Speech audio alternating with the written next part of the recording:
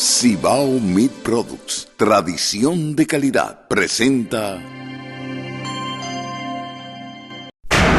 Esto es Desde New York, una síntesis informativa con los temas de mayor trascendencia en la capital del mundo. Los hechos que son noticias en las voces de sus protagonistas. Desde New York, con Luis Alfredo Collado.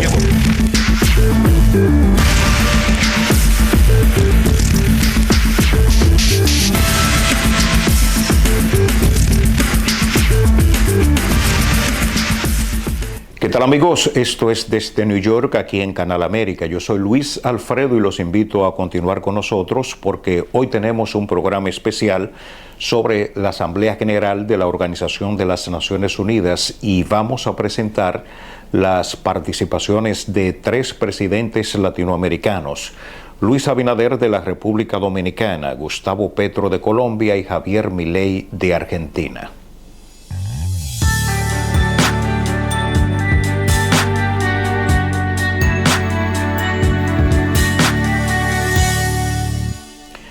A continuación, la participación del presidente Luis Abinader, quien en su alocución abogó para que próximamente una mujer ocupe por primera vez en la historia la Secretaría General de la Organización de las Naciones Unidas.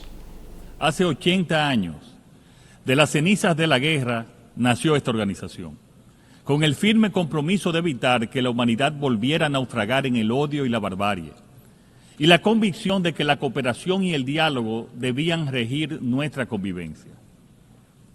En República Dominicana tenemos plena conciencia de nuestra responsabilidad como nación miembro de la comunidad internacional y del impacto que las decisiones globales tienen sobre nuestras sociedades. Por eso, exigimos con convicción un orden internacional más justo, y donde el desarrollo de uno no signifique el sacrificio de otros. Vivimos un momento de alta complejidad internacional, donde se combinan 5 fuerzas que agitan profundamente el destino de nuestros pueblos: la polarización política, el resurgimiento del proteccionismo comercial, la revolución tecnológica, el cambio climático y la competencia geopolítica. Estos desafíos globales tienen consecuencias muy concretas para países como el nuestro. Las recientes y persistentes guerras han generado disrupciones en los mercados, creando volatilidad e incertidumbre en los precios de las commodities. Los recientes aranceles introducen un nuevo factor de imprevisibilidad para el comercio internacional. Los huracanes y el afloramiento descontrolado del sargazo nos recuerdan nuestra vulnerabilidad climática. Y la desinformación, amplificada en entornos digitales, erosiona la confianza ciudadana. Estos son desafíos que convergen y ponen a prueba los principios de la Carta de San Francisco. La clave para asumirlos fue enunciada por Franklin Delano Roosevelt. La verdadera salvaguardia de la paz solo puede encontrarse en la cooperación basada en la justicia económica y social. Ante este panorama, República Dominicana reafirma su fe en el mandato fundacional de la Organización de las Naciones Unidas, en sus principios y valores, no como opciones secundarias, sino como las únicas vías para preservar la paz y la dignidad humana. Celebramos el lema que hoy nos convoca: mejor juntos, 80 años y más por la paz, el desarrollo y los derechos humanos. Lo asumimos como mandato histórico y como clamor legítimo de nuestros pueblos. Señora Presidenta, el multilateralismo atraviesa desafíos profundos, agravados por la crisis financiera que afecta a esta organización y por la creciente dificultad para alcanzar consensos que detengan los conflictos. En este contexto, necesitamos con urgencia espacios de diálogo más francos, más eficaces y orientados a resultados en todos los niveles. Debemos escucharnos con mayor apertura y disposición genuina al entendimiento mutuo. Si no transformamos las Naciones Unidas, corremos el riesgo de que caiga en la irrelevancia, y esto sería una catástrofe que no debemos permitir. La iniciativa ONU 80 nos ofrece una oportunidad histórica para revitalizar mandatos, renovar estructuras y devolver eficacia y credibilidad a este techo común de las naciones. República Dominicana respalda firmemente este proceso. En los próximos meses debe elegirse un nuevo secretario general. Corresponde ahora a Latinoamérica y el Caribe ofrecer un liderazgo renovado con visión, independencia y compromiso que los tiempos exigen. Nuestra región tiene la diversidad, capacidad y experiencia para levantar una voz firme en favor de la paz, la justicia climática, los derechos humanos y el desarrollo sostenible. Estoy plenamente convencido de que ha llegado el momento de que una mujer ocupe la Secretaría General. Colegas, apenas 5 años nos separan del 2030 y los objetivos de desarrollo sostenible siguen rezagados. El principal obstáculo es una arquitectura financiera internacional que no responde a las realidades de los países en desarrollo. Los compromisos asumidos durante la reciente conferencia sobre financiamiento para el desarrollo en Sevilla son un paso positivo, pero insuficiente. Necesitamos una transformación real, un nuevo pacto financiero internacional con acceso a financiamiento concesional, alivio de deuda, mecanismos innovadores y mayor cooperación técnica. El compromiso dominicano es sólido. A pesar de los desafíos, hemos logrado avances tangibles en la implementación de la Agenda 2030. Destacamos en particular el progreso sostenido en los 2 primeros ODS, reducción de la pobreza y hambre cero. Como resultado de nuestras políticas de protección social, del impulso a la producción agropecuaria y del incremento del salario mínimo, logramos reducir la pobreza moderada de 25.8 en 2019 a 18.05 en el primer trimestre del 2025. Y la subalimentación descendió de 8.6 en 2018 a 3.6 en el 2025. Señoras y señores, con responsabilidad y coherencia, he sostenido ante esta Asamblea y en todos los foros internacionales relevantes que la crisis multidimensional de Haití representa una grave amenaza a la paz y la seguridad para la República Dominicana y para toda la región. Desde el 2021 hemos sostenido con claridad la única salida para Haití es una acción internacional coherente y sostenida que garantice condiciones mínimas de seguridad y abra paso al más amplio acuerdo democrático y soberano entre los propios haitianos. Ese vecino país vive una tragedia humana sin precedentes, violencia extrema, colapso institucional y control territorial de numerosas bandas criminales que aterrorizan a la población. Grupos que los gobiernos dominicanos y estadounidenses han clasificado como organizaciones terroristas y con los cuales no puede haber negociación alguna. Frente a esta realidad, República Dominicana ha desplegado una continua ofensiva diplomática con el objetivo de lograr una respuesta internacional efectiva. En este tenor, el Consejo de Seguridad aprobó una misión multinacional de apoyo a la seguridad MSS, junto a un embargo de armas y un régimen de sanciones para las personas e instituciones que fomentan a esas organizaciones criminales. Agradecemos el liderazgo de Kenia, Jamaica, Belice, Bahamas, Guatemala y El Salvador, y el apoyo financiero de Estados Unidos, Canadá y otros países que han hecho posible el despliegue inicial. Pero la misión aún no ha alcanzado la escala necesaria, número de efectivos y el financiamiento adecuado, por lo que no ha alcanzado sus objetivos. Por eso, respaldamos firmemente el proyecto de resolución presentado por Panamá y Estados Unidos ante el Consejo de Seguridad, basado en la propuesta del secretario general Guterres para transformar la MSS en una fuerza que logre imponer orden y restablecer la paz con una estructura de mando reforzada, metas claras y evaluables y el apoyo logístico y operativo de una oficina bajo el mando de Naciones Unidas.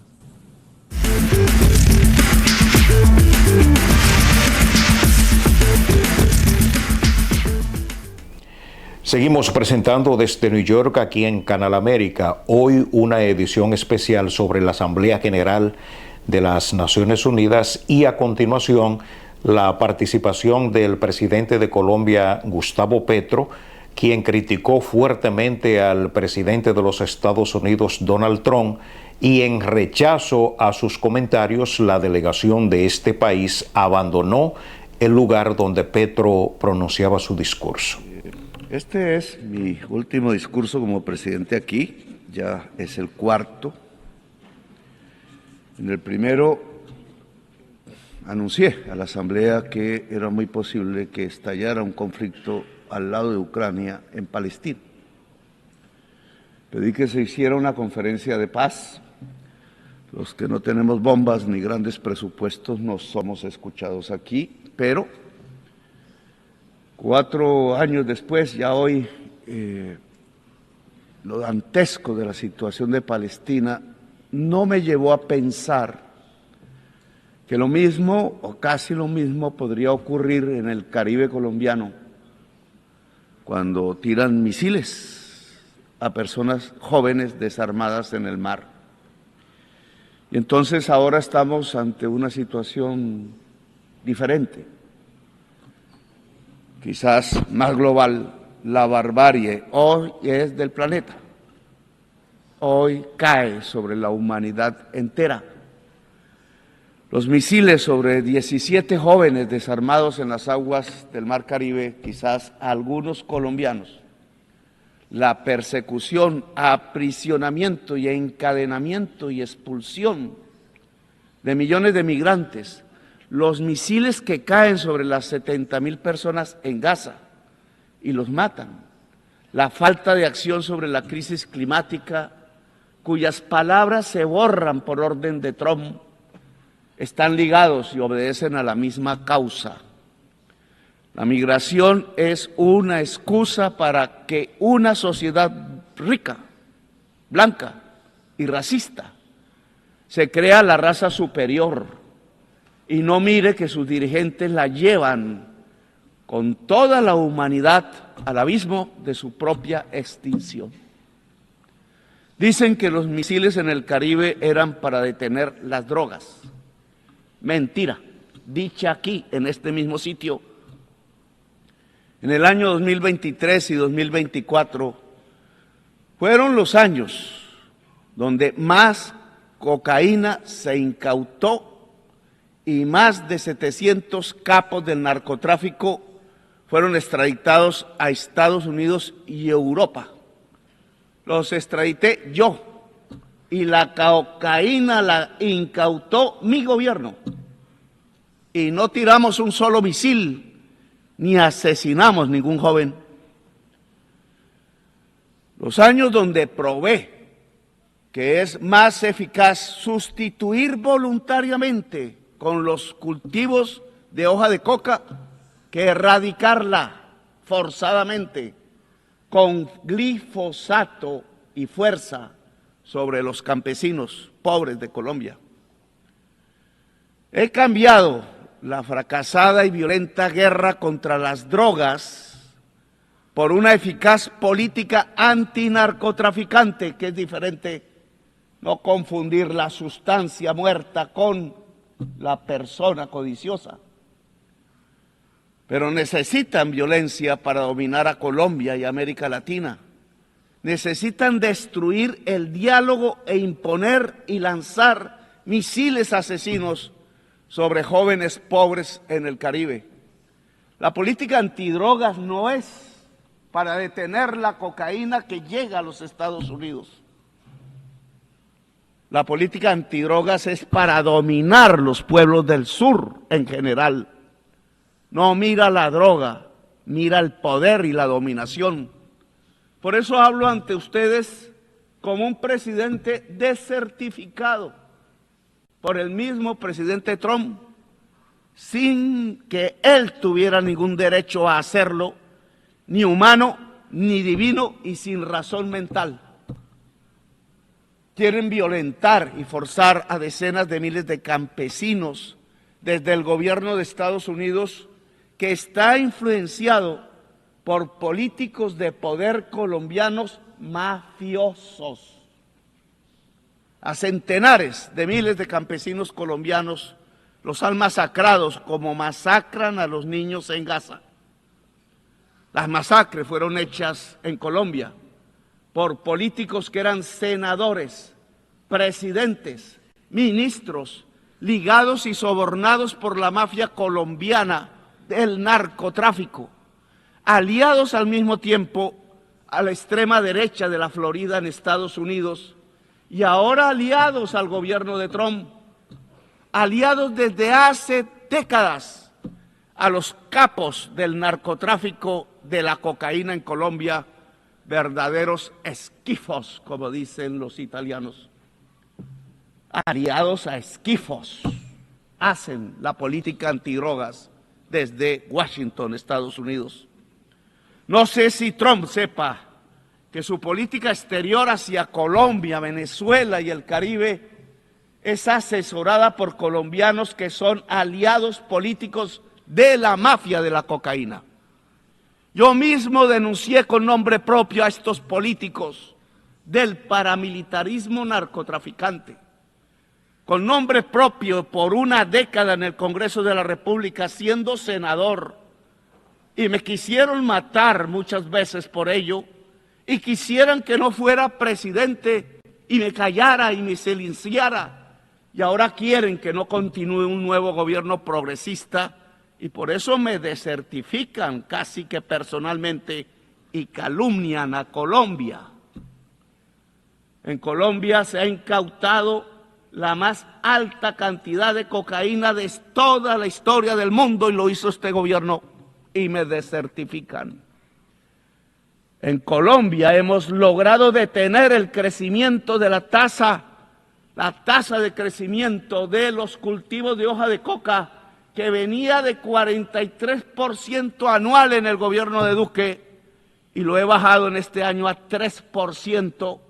Y no desertificaron a Duque, que tenía un financiador narcotraficante en su campaña, y sí a Petro, porque dice cosas y verdades. Luego, la política antidrogas no es para la salud pública de la sociedad, sino para la política del poder. No quieren que se haga luz en la América Latina y llegue de nuevo la hora de los pueblos. Los jóvenes asesinados con misiles en el Caribe no eran del Tren de Aragua, que nadie quizás conozca aquí su nombre, ni de Hamas. Eran caribeños, posiblemente colombianos, y si fueron colombianos, con el perdón de quienes dominan las Naciones Unidas, debe abrirse proceso penal contra esos funcionarios que son de los Estados Unidos. Así se incluye el funcionario mayor que dio la orden, el presidente Trump, que permitió los disparos de los misiles contra los jóvenes que simplemente querían escapar de la pobreza. Jóvenes en una lancha, si tuvieran un cargamento ilícito, no eran narcotraficantes, eran simples jóvenes pobres de la América Latina que no tienen otra opción. Los narcotraficantes viven en otra parte y no es en la América Latina. Trump lanza misiles sobre lanchas desarmadas de migrantes y los acusa de narcotraficantes y terroristas sin ellos tener una sola arma para defenderse, cuando los narcotraficantes viven en Nueva York, aquí mismo, a unas cuantas cuadras, y en Miami, y hacen acuerdos con la DEA, donde les permiten traficar en África, en Europa, Rusia o China, pero no en los Estados Unidos, país que detiene el crecimiento del consumo de cocaína sin rebajarlo, solo porque sus enfermos drogadictos pasaron, y son enfermos, pasaron a consumir la droga mortal de la contracultura de la humanidad en tiempos de la extinción por la crisis climática, el fentanilo. Este fentanilo se produce en el aparato industrial de los Estados Unidos, aquí, cerca de aquí, y aquí están los consumidores. Es un autoconsumo estadounidense que deriva lo peor de lo que se ha podido entender de drogas en la historia de la humanidad desde que supimos del vino, del alcohol o de la cerveza. Adictos al fentanilo y a la gasolina. Soy Idanis Rodríguez, comisionado del Departamento de Transporte de la Ciudad de Nueva York. Conductores, estén atentos a los peatones y los ciclistas. Recuerda, el exceso de velocidad arruina vidas. Reduce la velocidad. Las cosas pasan rápido en la calle. Su velocidad le puede parecer lenta al manejar, pero si atropella a alguien, es espantosamente rápida. Conductores, estén pendientes de los peatones y ciclistas y al doblar reduzca la velocidad a 5 millas por hora. El exceso de velocidad arruina vidas. Reduzca la velocidad. A diferencia de Gustavo Petro, el presidente de Argentina, Javier Milei, en su discurso cuestionó la inmigración irregular y elogió al presidente Donald Trump y a su gobierno. El presidente Trump en Estados Unidos también entiende que es el momento de revertir una dinámica que estaba llevando a Estados Unidos a una catástrofe. Y sabemos que una catástrofe en Estados Unidos es una catástrofe global. Su férrea y exitosa política en términos de ponerle un freno a la inmigración ilegal lo deja más que claro. Entiende que debe hacer lo necesario, aunque a muchos no les guste, antes de que sea demasiado tarde. En otros países, por ejemplo, ya es demasiado tarde para esta decisión. No solo eso, sino que también está llevando adelante una reestructuración sin precedentes de los términos del comercio internacional, una tarea de magnitudes titánicas que hacen al corazón del sistema económico global, porque este sistema estaba depredando el corazón industrial de su país y sumiéndolo en una crisis de deuda sin parangón. Más aún, está llevando adelante una limpieza de la captura institucional del Estado americano, porque en el mismo se habían infiltrado facciones de izquierda que atentaban contra cualquier programa de reforma por más necesario que fuera.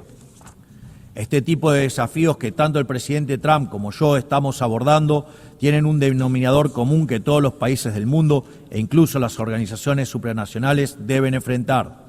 Deben encontrar la manera de recuperar un interés por el futuro y no sucumbir a la tentación de solo atender el presente. Esto es algo que las grandes naciones de Occidente durante mucho tiempo practicaron y necesitamos recuperar. Hace falta volver a las bases. Debemos recuperar una noción de lo prioritario, acompañado por recuperar una noción de hacer lo difícil y correcto por sobre lo fácil y cómodo. Tal como dije anteriormente, esto también es cierto para los distintos organismos internacionales que han sido incorporando gradualmente este accionar en su ecosistema. Creo que hablo por todos al decir que nos gustaría que la ONU lidere este cambio de paradigma, regresando a las bases que la han convertido en la gran organización que supo ser en el pasado. Por eso, quisiera humildemente poner a disposición de esta Asamblea 4 principios que creemos pueden ser útiles para seguir en pos de este objetivo. 1. Principio del mandato esencial. La misión central de la ONU es preservar la paz y la seguridad internacional. Todo lo demás debe concebirse como complementario a ese fin. La gestión estratégica de los recursos de esta institución requiere, por lo tanto, apegarse a esas prioridades, no a otras. 2. Principio de subsidiariedad internacional. La ONU debería intervenir sobre un tema únicamente cuando sea evidente que el problema excede de manera demostrable las capacidades de acción nacional. En todos los demás casos corresponde devolver la iniciativa a los Estados, que son quienes poseen legitimidad democrática y responden ante sus pueblos. 3. Principio de eficiencia institucional. Así como la Argentina ha iniciado un proceso de optimización del Estado, eliminando estructuras redundantes y devolviendo recursos a los contribuyentes, entendemos que la ONU necesita un camino similar. Ello implica la realización de auditorías confiables, el cierre de programas ineficaces, la consolidación de agencias únicas y un financiamiento condicionado a resultados verificables. 4. Principio de simplificación y racionalización normativa. La paz no es solo ausencia de conflicto, requiere sociedades prósperas. La cooperación internacional no debe transformarse en un obstáculo para el crecimiento económico y la generación de oportunidades. Por ello, solo debemos apoyar iniciativas que no restrinjan la capacidad de los estados de liberar sus fuerzas productivas, atraer inversión y fomentar el comercio, que son el camino más exitoso para reducir la pobreza. Creemos que estos 4 principios serían grandes valores para reencauzar esta organización, para que así pueda perdurar y traer resultados palpables en el tiempo. Para finalizar, quiero recordar 4 cuestiones sensibles y de vital importancia para la República Argentina. En primer lugar, quiero reiterar nuestro reclamo legítimo e irrenunciable sobre la soberanía de las Islas Malvinas, Georgias del Sur, Sandwich del Sur y los espacios marítimos circundantes que permanecen ocupados ilegalmente. A pesar de los 80 años que pasaron desde la creación de esta organización, situaciones coloniales como esta siguen sin ser resueltas. Por lo que invitamos al Reino Unido a reanudar las negociaciones bilaterales de conformidad con la resolución 2065 de esta misma Asamblea General, junto con todas las resoluciones posteriores que la acompañan. En segundo lugar, quiero manifestar nuevamente mi repudio a las expresiones de violencia fundamentalista que aún existen y se propagan por el mundo. En Argentina ya sufrimos este horror con los ataques de la Embajada de Israel y la AMIA en los años 1992 y 1994 respectivamente. Por eso instamos a la comunidad internacional a fortalecer la cooperación jurídica para garantizar que las circulares rojas de Interpol sean respetadas y que los responsables de dichas atrocidades puedan comparecer ante la justicia, ayudándonos a terminar de cicatrizar esta dolorosa herida en la historia de nuestro país. Tercero, estamos asistiendo a una escalada inadmisible en la violencia política por parte de la izquierda a nivel global, violencia que en Argentina conocemos muy bien. Es inadmisible recurrir a la fuerza allí donde las razones fallan. Por eso repudiamos enfáticamente estos procedimientos que atentan contra las normas básicas de convivencia democrática. Cuarto, la situación del ciudadano argentino Nahuel Gallo, secuestrado y detenido de manera arbitraria en Venezuela sin imputación, sin asistencia legal ni consular. En palabras simples, una desaparición forzosa. Exigimos al gobierno de Venezuela su inmediata liberación y hacemos un llamado a la comunidad internacional para que acompañe este reclamo legítimo en defensa de los principios más básicos del derecho internacional y de la dignidad humana. Finalmente, reiteramos nuestra exigencia de liberación inmediata de los rehenes que aún permanecen cautivos en Gaza. Mis amigos, de esta forma termina desde New York, aquí en Canal América. Hoy presentamos una edición especial sobre la Asamblea General de la Organización de las Naciones Unidas. Yo soy Luis Alfredo y agradezco su sintonía. Deseo a todos que tengan un feliz fin de semana. Cibao Meat Products, tradición de calidad, presentó...